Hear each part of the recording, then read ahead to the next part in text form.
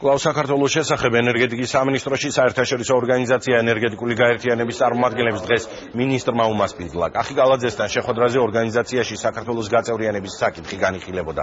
განაცხადი ამის შესახებ ქართულმა მხარემ წლის დასაწყისში შეიტანა. ენერგეტიკული გაერთიანებაში აღმოსავლეთ ევროპის ქვეყნები არიან გაწევრიანებული. ორგანიზაცია ამ სახელმწიფოებს ევროკავშირის სტანდარტების დანერგვაში ეხმარება.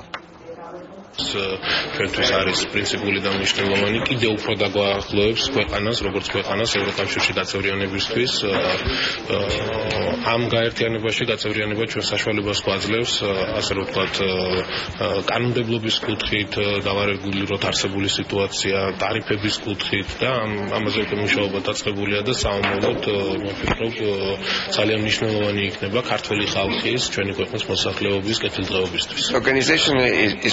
საქართველოსთვის კარგი შანსია ენერგეტიკული გაერთიანების წევრობა, რათა ქართული ენერგობაზარი ინტეგრირებული იყოს ევროპასთან. ეს ქვეყნის ქვეყანაში დამატებით ინვესტიციებს გააჩენს ევროპელი პარტნიორების მხრიდან. თუმცა მანამდე საჭიროა ქართულმა კანონმდებლობამ ენერგეტიკის სფეროში გარკვეული ცვლილებები განიცადოს. მთავრობამ კი გრძელვადიანი სამოქმედო გეგმა შეიმუშაოს.